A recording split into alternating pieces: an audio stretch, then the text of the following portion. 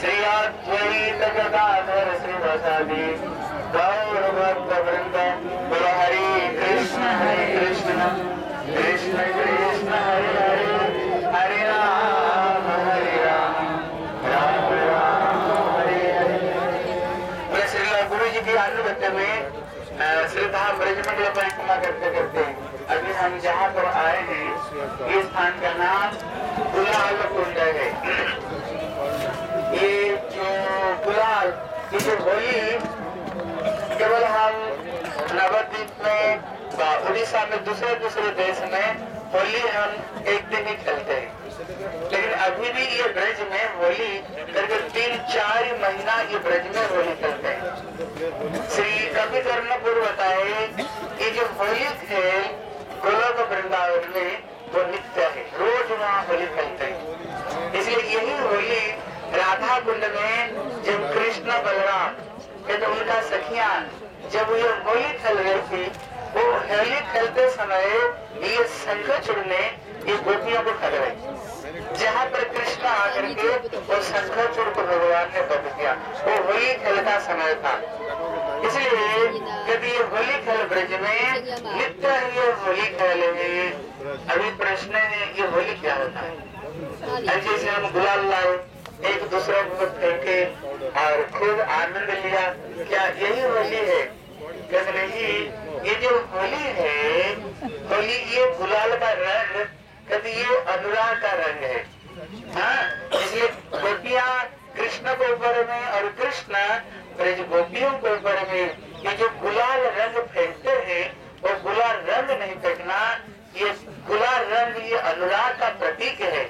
इसलिए एक दूसरों को अपना अनुराग रंग में एक दूसरों को डुबाना मतलब ही यही होली है। इसलिए हम लोग ये कलर जो पहने, इसलिए राधा रानी जब लहंगा नील रंग की लहंगा पहनती है, तो राधा रानी का चुनरी का रंग क्या है? तो राधा रानी का चुनरी का रंग ये गुलाल रंग है। हाँ, इसलिए मतलब राधा रानी अपना शरीर को कृष्ण का अनुराग रंग से अपना शरीर को ढका है। इसलिए हमारे श्री प्रभुपाद और हमारी परंपरा में हम लोग जो गौरी के वस्त्र को धारण करते हैं, तो क्यों धारण करते हैं? कभी कभी बाबा जी लोग, कभी कभी हमारे गौड़ी मठ वाला को कटाक्ष करते हैं, कभी प्रभुपाद ने ये लाल कपड़ा कहाँ से लिया? गोस्वामी लोग तो ये सबके सब सफेद कपड़े में थे, और ये गौड़ी मठ प्रभुपाद बताइए ये लाल कपड़े कहाँ से ले आए? ये सबका लाल लाल बना के दे दिया। हम लोगों ने कटाक्ष करते हैं। इसलिए हमारे गुरु जी एक ग्रंथ निकाले, इसलिए भक्ति वेदांत श्री नारायण गोस्वामी महाराज, जो ग्रंथ का नाम प्रबंध पंचकम। ये प्रबंध पंचकम में एक उसमें आर्टिकल है, बाबा जी लोग जो कटाक्ष किया हमारे गुरुदेव ने, बहुत उदाहरणों उन्होंने दिया है। ये गौरी के वस्त्र हम क्यों धारण करते हैं, क्या रहस्य है? ये वस्त्रों को किसने धारण किया? तब जितने हमारे वैष्णव आचार्य रामानुज, मध्व, विष्णु स्वामी, निम्बार्क, वल्लभाचार्य और श्रीमन महाप्रभु हमारा संप्रदाय का मूल प्रवर्तक है। इसलिए महाप्रभु का रंग कौन सा रंग है? महाप्रभु ने ये गौरी के रंग को महाप्रभु ने धारण किया है। इसलिए हम लोग श्री महाप्रभु को धारा में हम लोग, इसलिए महाप्रभु का समय पर महाप्रभु के साथ में 9 सन्यासी थे, जो 9 सन्यासी ये गौरी के वस्त्र धारण करते थे। इसलिए हमारे महाराज जी सबका एक महाराज ने नाम दिया, किसने कौन से सन्यासी महाप्रभु का समय पर ये गौरी के वस्त्र धारण किया था। इसलिए गौरी के वस्त्र धारण मतलब राधा रानी के अनुराग रंग से हम अपना को रंगना चाहते हैं। इसलिए श्रील भक्ति प्रज्ञान श्रील केशव गोस्वामी महाराज उन लोगों ने बोले जो सफेद कपड़ा पहनते हैं, हमारी संस्कृति में कौन सफेद कपड़ा पहनते हैं? जब कोई विधवा हो जाती है, जब पति मर जाए, विधवा बन जाए, तभी कोई सफेद कपड़ा पहनते हैं। जो सधवा है तो कौन सा रंग की कपड़ा पहनते हैं? वो सबके साथ लाल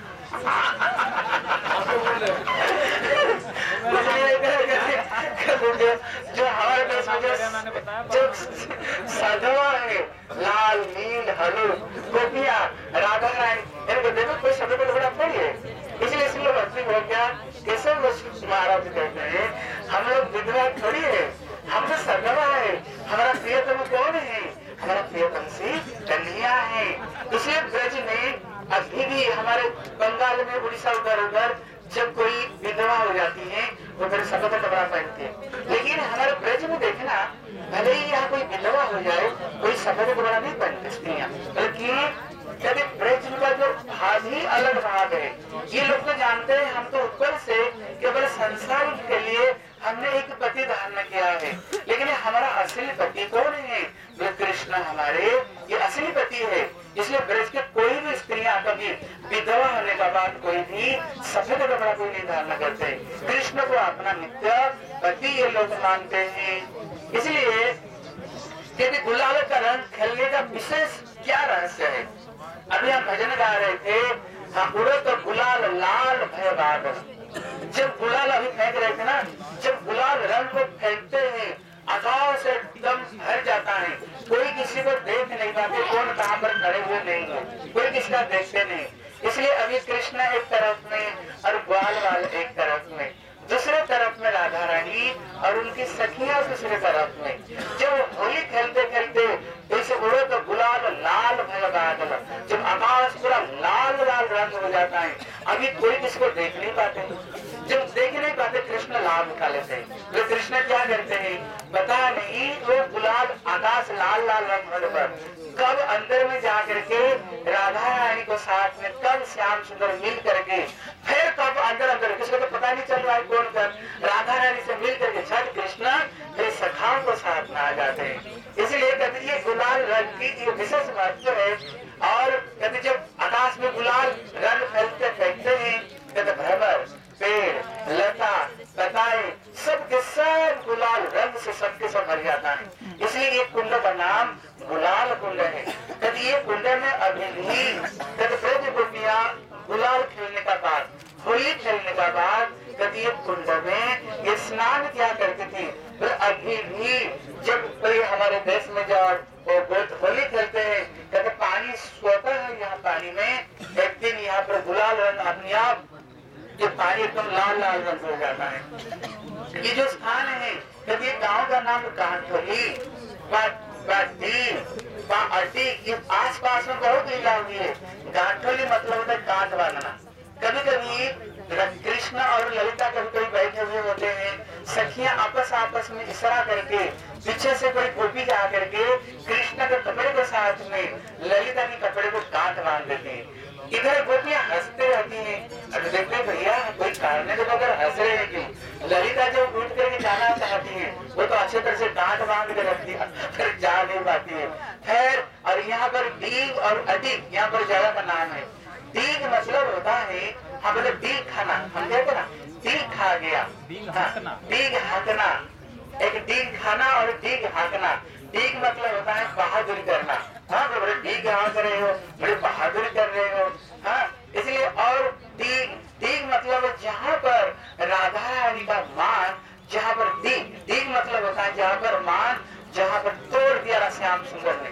और अडिग मतलब जहाँ पर राधा रानी ऐसे जोर जबरदस्ती मान की श्याम सुंदर, हाँ श्याम सुंदर बड़ी कोशिश किए राधा रानी के मान को मनाने के लिए, लेकिन उनको मान किसी तरह से मना नहीं पा रही। इसलिए जहाँ सिर्फ ना पड़े और डी मतलब जहाँ पर राधा रानी का जहाँ पर मान नहीं उतरा। ये पास में बेहज, बेहज मतलब होता है बेहया। बेहया मतलब जब ब्रह्मा जी कृष्ण जब इंद्र ने संपूर्ण ब्रज को कृष्ण इंद्र पूजा बंद कराने पर इंद्र संपूर्ण गोकुल को ध्वंस करने के लिए चाहा और 7 दिन तक शिला वृष्टि, वज्रपात और तरह तरह के जितना सारे उसने अपना ताकत को लगा दिया। और कृष्ण ने क्या किया, कनिष्ठ मूल पर ये गिरिराज गोवर्धन को उसने धारण किया। जब 7 दिन हो गया, इंद्र सोचा कि संपूर्ण ब्रज सत्यानाश हो गया। एक दूत को भेजा, देख कर क्या हो रहा है। एक दूत आया तो बोले ऊपर देख करके चला गया। बोले महाराज ब्रज में एक चिट्ठी तक भी नहीं रहे, सब के सब ध्वंस हो गए। और एक दूत को भेजा, दूत देख कर ये तो बोले ऊपर देख कर गया था। एक दूत नीचे आया, नीचे आकर के देखा धूल उड़ रहा है और सबके सब कृष्ण को मुखार बिंदु को दर्शन करते हुए कृष्ण विशाल गिरिराज गोवर्धन को धारण करके रखे। सारे ब्रजवासी आनंद ले रहे हैं, कीर्तन कीर्तन चल रहा है और धूल उड़ रहा है और एक चिट्ठी तक नहीं बना। वो दूत जब जाकर के गया इंद्र के पास में बताने के लिए, इंद्र ने कहा क्या ब्रज की सत्यानाश हो गया कि नहीं? ब्रज का क्या सत्यानाश? तेरा ही सत्यानाश हो गया। इसका मतलब क्या?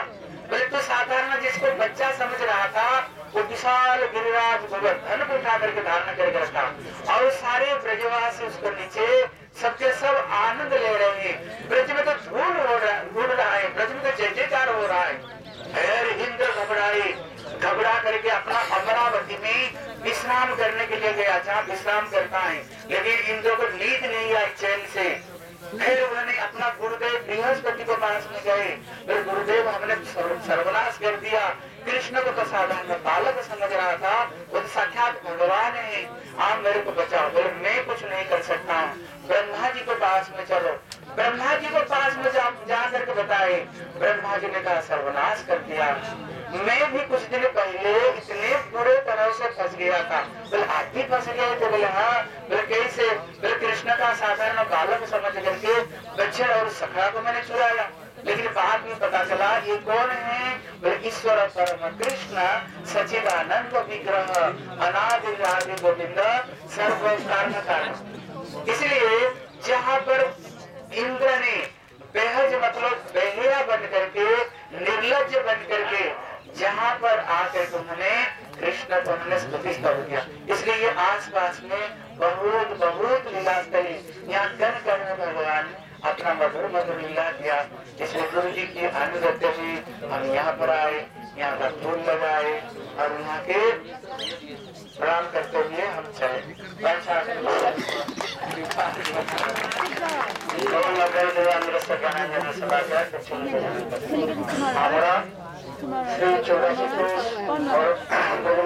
परिक्रमा करते करते যেখানে আমরা উপস্থিত হয়েছি, স্থানটির নাম है क्या? गुलाल कुंड। गुलाल कुंड বলে गुलाल कुंडेর তাৎপর্য আপনারা শ্রবণ করলেন। ये केवल এই गुलाल रंग लेकर के खेलना यही तात्पर्य नहीं है। ब्रज ऐसे एक रसभूमि, ऐसे एक रसभूमि है जहाँ पर ज्ञानी के अच्छा बांग्ला हाँ ब्रज হলো এমন একটা রসভূমি যেখানে জ্ঞানীকে পর্যন্ত জ্ঞানের যে তাকে বলে চঞ্চলতা করে। সাধারণত জ্ঞানী লোক ধীর স্থির এবং তারা থাকে, কিন্তু ব্রজ এমন একটা স্থান যে স্থানে এসে জ্ঞানীদের মনকে পর্যন্ত বিচলিত করে। যদি জ্ঞানীদের মন বিচলিত হয় না, তাহলে জানবেন সে জ্ঞানী নয়, সে হচ্ছে অপরাধী। এই জন্য ব্রজ এমন একটা স্থান বলা হচ্ছে, ব্রজকে বলা হচ্ছে রসভূমি। এই ব্রজের মধ্যে এসে সেই ব্রজ রসকে যিনি আস্বাদন করতে পারেন না, তার মতো মূর্খ আর জগতের মধ্যে কেউ নাই। তাই এই ব্রজ হলো একটা রসভূমি। আমরা যেখানে এসেছি এটা হচ্ছে গুলাল কুণ্ড। এখানে কথা আপনার শ্রবণ করলেন। এইখানে হচ্ছে কৃষ্ণ কেবল গোপীদের নয়, সমস্ত ব্রজবাসীদের নিয়ে এখানে তিনি এই লীলা আস্বাদন করেছিলেন। সখাদের এবং সখীদের নিয়ে তিনি এখানে অনেক রস আস্বাদন করেছিলেন। এখনো পর্যন্ত এই ব্রজের মধ্যে এই রাজটা রয়েছে, পরম্পরা রয়েছে। এই পরম্পরার মধ্যে ব্রজবাসীগণ তারা বিশেষ করে চৈত্র মাসে অথবা মাঘের শেষ থেকে চৈত্র মাস পর্যন্ত তারা এই ব্রজের মধ্যে বিভিন্ন স্তরের মধ্যে এই গুলাল জানি আবির নিয়ে তারা খেলা করে। শান্ত নবদ্বীপে বাংলায় মাত্র কয়েকদিন 4 দিন পর্যন্ত পূর্ণিমা থেকে 5 দিন পর্যন্ত পঞ্চম দোল বলা হয়। 5 দিন পর্যন্ত তারা রং নিয়ে আবির নিয়ে তারা খেলা করে, কিন্তু ব্রজের মধ্যে এই আবির নিয়ে কমসে কম 3-4 মাস তক এখানে তারা উৎসব করে। এটা হচ্ছে তাৎপর্য কি হচ্ছে যে আনন্দের কথা, যেখানে ব্রজের মধ্যে তারা সমস্ত দুঃখ আদি ভুলে যায়, যেখানে মধ্যে তাদের হিংসা থাকে না, তাদের মধ্যে কোনো দ্বন্দ্ব থাকে না, সেই সমস্ত দ্বন্দ্ব সেখানে সমাপ্ত হয়ে যায়। এই জন্য বলা হচ্ছে এই খেলার মধ্যে কি রয়েছে, একটা আনন্দের উৎস রয়েছে, আর একটা পারমার্থিক তত্ত্বের বিচার রয়েছে, যেটা আমাদের জীব গোস্বামী পাদ এবং শিব বিশ্বনাথ চক্রবর্তী পাল এবং আমাদের পূর্বপুরুষ আচার্যগণ এই আবির লীলার খেলার কথা বলেছেন, যেটা তাৎপর্য হচ্ছে আবিরের রং হচ্ছে, দেখলেন কি এই দেখছেন গেরুয়া রং। গেরুয়া রঙের তাৎপর্য কি হচ্ছে, রসের মধ্যে যে রসগুলো রয়েছে প্রত্যেক রসের একটা বিশেষ বিশেষ সেখানে রং রয়েছে।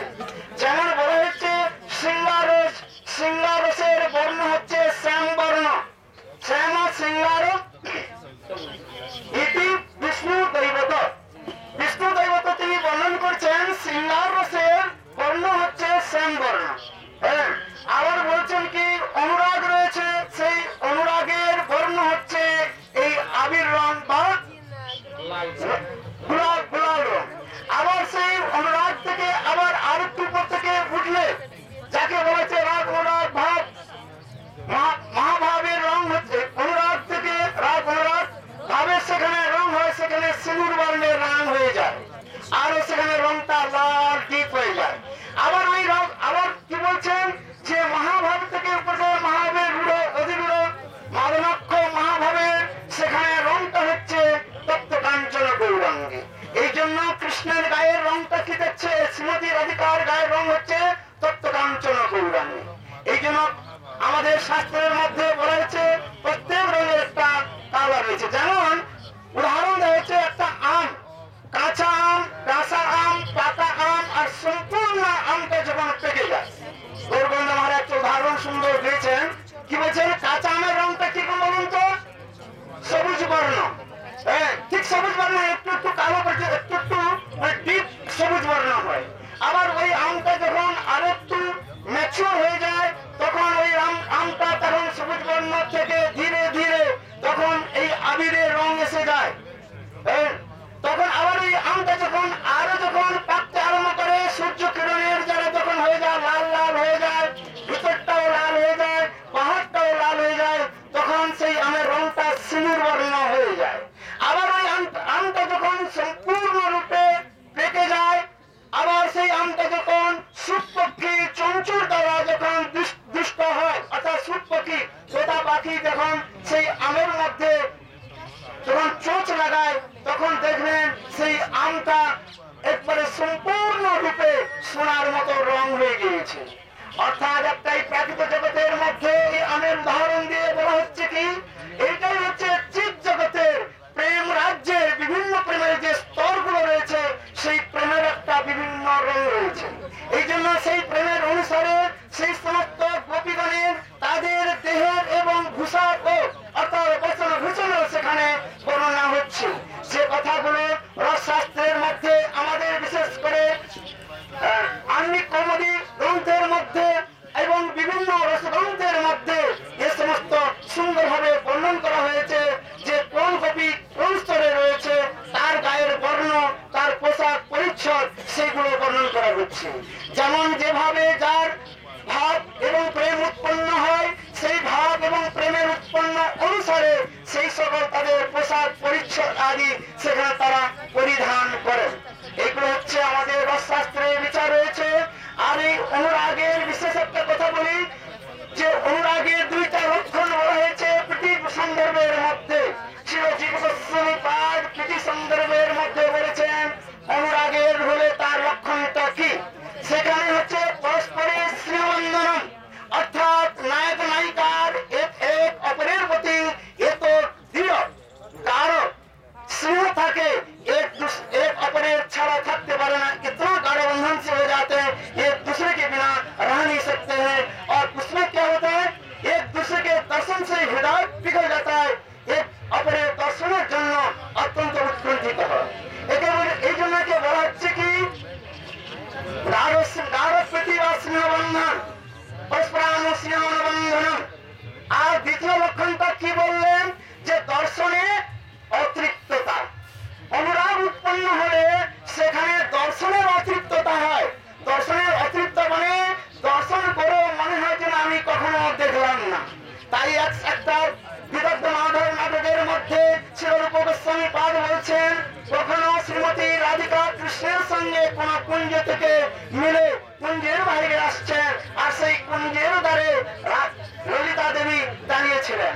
ললিতা দেবী বললেন রাধে তুমি তো শ্যামসুন্দর সঙ্গে মিলে মিলে এলে বলতো শ্যামসুন্দর রংটা শ্যামসুন্দরের কি রূপ?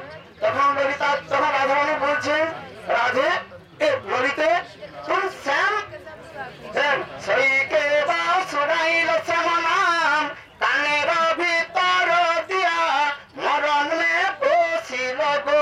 যেটা আমাদের চণ্ডীদাস কীর্তন করেছেন যে অনুরাগের কিভাবে হয়, তাই বলছেন শ্যাম নাম শুনতেই রাধারানী বলছেন সেই এবার শোনাইল শ্যাম নাম কানের ভিতরে দিয়া মরণে বসিল গো আকুল করিল পরাণ। এই যে শ্যাম নাম দুটি অক্ষর যে রয়েছে, এই দুইটা অক্ষর আমার কানের কুহারের মধ্যে প্রবেশ করে আর হৃদয় গুহার মধ্যে প্রবেশ করার সঙ্গে সঙ্গে আমার হৃদয় বিকলিত হয়ে গেছে আর আমি থাকতে পারছি না। তাই বলছেন কখনো ঘরের বাইরে কখনো ঘরের ভিতরে তিনি আসছেন, তিনি কি করবেন খুঁজে পাচ্ছেন না। তাই বলছেন আমাদের পদকর্তা বলছেন কি যে কোন এক সময় শ্রীমতী রাধিকা এই পূর্ব রাগের মধ্যে তিনি রাধারানী স্মরণ করছেন আর কখনো তিনি মেঘ পানের তাকাচ্ছেন ওই নবীন বাদলকে দর্শন করে শ্যামের চিন্তা করতে করতে তিনি কখনো মূর্ছিত হয়ে যাচ্ছেন। এই জন্য বলছেন দর্শনের অতৃপ্ততা। তাই ললিতা তাই রাধারানী বলছেন আমি তো শ্যাম সুন্দরকে কখনো দেখি নাই। বলছেন হে ললিতে তুই যদি একবার সেই শ্যাম সুন্দরকে দর্শন করে থাকিস তাহলে তার রূপটা একবার তুই বর্ণন কর। कैसे उनके मुखारविंद, कैसे उनके हाथ पैर, ওনার হাত পার কিরূপ, ত্রিভঙ্গ ললিত কিরূপ তুই একবার বর্ণন কর। এই কথাগুলো আমাদের গোস্বামী গ্রন্থের মধ্যে রসশাস্ত্রের মধ্যে বর্ণন করা হয়েছে যে নিত্য দর্শন করে সেখানে তার অতৃপ্ততা হয় আর চায় পুনঃ পুনঃ দর্শন করি। এই জন্য বলা হয়েছে দর্শনের অতৃপ্ততা। শ্রী সনাতন গোস্বামী পাদ বৃহৎ ভাগবত গ্রন্থের মধ্যে একটা উদাহরণ দিচ্ছেন যে এই প্রেমের কি একটা অবস্থা হয় যেন সান্নিপাত রোগ। সান্নিপাত রোগ হয় জ্বর হয়ে উচ্চ স্তরে জ্বর হয়ে গেলে 105-6 ডিগ্রি পর্যন্ত জ্বর যখন হয়ে যায় তখন ডাক্তার বলেন এই রোগীকে আর জল দেওয়া যাবে না। কিন্তু সেই রোগী জল তৃষ্ণার জন্য তার গলা ফাটতে থাকে আর জলের জন্য সে চিৎকার করতে থাকে জল দাও জল দাও। আবার এই সান্নিপাত রোগীকে যদি জল দেওয়া যায় তাহলে তার মৃত্যু হতে পারে, তাই ডাক্তার বারণ করে জল দেবে না। কিন্তু রোগী ছটফট করে জলের জন্য, তখন ডাক্তার বলেন আচ্ছা একে 1 চামচ জল দেওয়া যায়, 5 মিনিট 10 মিনিট পরে আবার জল দেওয়া যায়। তখন সেই রোগী কি মনে করে জানেন যেন বিশাল একটা সমুদ্রের জলকে যেন পান করে নিতে চায়। ওই 1 চামচ জলের মধ্যে তার কিছু হয় না। ঠিক তদ্রূপ গোবিন্দের যে সুন্দর যে দর্শন, তার দর্শন করে তার হৃদয়ের মধ্যে যেন তৃপ্তিতা হয় না, বারবার বলেন গোবিন্দকে দর্শন করি। তাই আমাদের শিবজী গোস্বামী পাঠ বর্ণন করছেন কি বলছেন কোন এক সখী গোবিন্দকে দর্শন করে ফিরছেন আর তার পিছে আর কোন সখী আবার গোবিন্দকে দর্শন করতে যাচ্ছেন। 3টি দল হচ্ছে। একজন বলছেন, এক সখী বলছেন তুই বল গোবিন্দকে কি দর্শন করলি? তখন বলে এত রূপের আর এত মান। গোবিন্দের যে তার পদ্ধতি যে বলে গোবিন্দের এত যে সুন্দর তার এক অঙ্গের শোভা নয় না ধরে।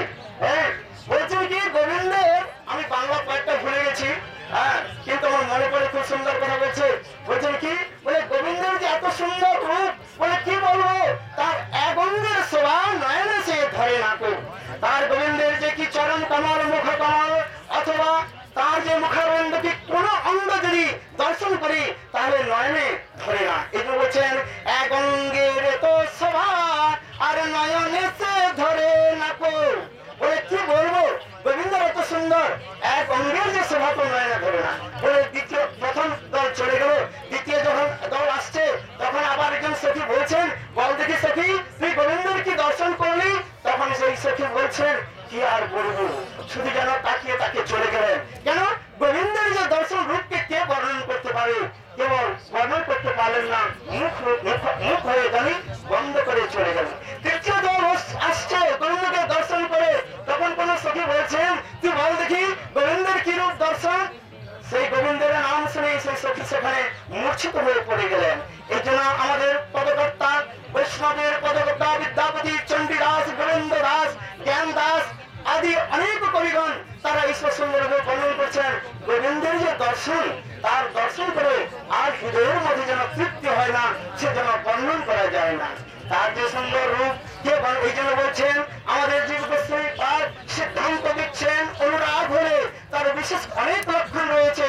তার মধ্যে দুইটি লক্ষণের কথা বললাম, একটা হচ্ছে দর্শনে অতৃপ্ততা, দ্বিতীয় হচ্ছে পরস্পর স্নেহ বন্ধন, এক দুসরে তারা এত স্নেহের দ্বারা বন্ধন হয়ে থাকে একজন অপরজনকে ছাড়তে পারে না। তাই কবিগণ কি বলছেন যে দেখো, যদি আচার ভরিয়া যদি মানিক পাই তবু হাম পিয়ার দূরা দেশ না পাঠাই। বন্ধ করে দিচ্ছে, যত বলতে হবে না, বাড়াতে আমাদের কবিদের কথা রয়েছে। হ্যাঁ, গোবিন্দের আছে যে সুন্দর দর্শন, গোবিন্দের সঙ্গে যত প্রেম, কিন্তু অঞ্চল ভরে মণিমাণিক্য দিয়ে যায়, তো ক্ষণকালের জন্য গোবিন্দকে দূরদেশে পাঠাবো না। হ্যাঁ, এই জন্য এই কথাগুলো অনেক কথা আছে, বলতে গেলে আরো দূর হয়ে যাবে। এই জন্য এই তো বলা হচ্ছে অনুরাগ। এই গুলাল খেলা বা আবির খেলা তাৎপর্য হচ্ছে কি, আমাদের হৃদয়ের মধ্যে সেই রাধা গোবিন্দের অনুরাগ বাড়ুক দিনে দিনে। ঠাকুর বলছে যে গোবিন্দের প্রতি আমাদের এই যে অনুরাগ ধীরে ধীরে বাড়ুক। আর এই গুলাল কুণ্ডের মহিমা শুনলেন, বাস্তবে অপ্রাকৃত চিৎ জগতের এই সমস্ত লীলা আদি হয়। এখনো পর্যন্ত যে ফাল্গুন মাসে অথবা মাঘ মাসের শেষের দিকে আসে, দেখবেন কোন এক বিশেষ তিথিতে এই জলের সর্বের কুণ্ডের জল সম্পূর্ণরূপে এই গুলাল রং হয়ে যায়। এই জন্য এই গ্রামের নাম রয়েছে দাঁঠুলি। যে দাঁঠুলির কথা আপনার শ্রবণ করলেন, যেখানে রাজ শ্রীকৃষ্ণের সঙ্গে রাধারানীর অথবা কোন গোপীদের অঞ্চলের সঙ্গে গাঁট বন্ধন করে দিয়েছিল, একে বলে দাঁঠুলি। আর একটা বিশেষ কথা রয়েছে, চৈতন্য মহাপ্রভু যখন বেরিয়েছেন, মহাপ্রভু নিজে বলেছিলেন, কি বলেছিলেন, বৃন্দাবনে যাইবে না রইবে চিরকাল, গোবর্ধন চড়িয়া না দেখিবে গোপাল। সেই মাধবেন্দ্র পরিপাদে যে প্রতিষ্ঠিত গোপাল, যে গোপাল গিরিরাজ গোবর্ধনের উপরে ছিলেন, মহাপ্রভু আচারক প্রচারক, তাই মহাপ্রভু গিরিরাজ গোবর্ধনের করিনি চড়েন নাই, আর গোপালকে দর্শন করেন নাই। মহাপ্রভু গোপালের বিয়ে হয়ে তিনি এই স্থানে এসে তিনি রোদন করতেন ভগবানের অচিন্ত লীলা। সেই সময় কি হলো, গোপাল বিচার করলেন, আমি গোপাল, আমার স্বরূপ যে গোপাল, আমাকে দর্শন করার জন্য সচিনন্দনে গৌরহরি এখানে কাঁদছেন। তাই ঠিক একটা লীলা কি করলেন, সেই সময় মুসলমান অথবা ম্লেচ্ছ তারা হিন্দুদের মন্দির আক্রমণ করলো, মন্দিরে ভাঙবার এবং বিগ্রহ ভাঙবার যখন ব্যবস্থা করলো, তখন পূজারী ভয়ে সেই গোপালকে নিয়ে এসে এই নিকটে দাঁঠুলি গ্রামে তিনি কোন ব্রাহ্মণের গৃহে রেখেছিলেন। তখন মহাপ্রভু যখন জানতে পারলেন গোপাল গিরিরাজ গোবর্ধন থেকে নিচে নেমে এসছেন, তখন চৈতন্য মহাপ্রভু এইখানে এসে গোপালকে দর্শন করেছিলেন। এখন গোপাল নাথের দ্বারে চলে গিয়েছেন, এই জন্য স্থানের নাম হচ্ছে দাঁঠুলি গ্রাম। নিকটে অনেক লীলাস্থলী রয়েছে, যে কথাগুলো আমরা আজ এখানে গিয়ে কথাগুলো বলবো। আর এই স্থানকে আমরা প্রণাম করি। এই গুলাল কুণ্ড এই হচ্ছে স্বাক্ষর সত্য সামান্য রূপে, কিন্তু বাস্তব রূপে এখানে হয়েছে রাধা গোবিন্দের মিলন লীলা। সেই গোলাল মানে কি বলছে, আবির খেলার মধ্যে রাধা কৃষ্ণের অনেক প্রকারে রহলীলার কথা রয়েছিল। সেই লীলাগুলোকে আমরা যেন প্রণাম করি, সেই লীলা আমাদের হৃদয়ে স্ফুরিত হয়। বঞ্চা কল্পতরুশ্চ কৃপা সিন্ধুভৈঃ বৈষ্ণব। জয় গোপাল কুণ্ড কি জয়, জয় জয় শ্রী রাধে।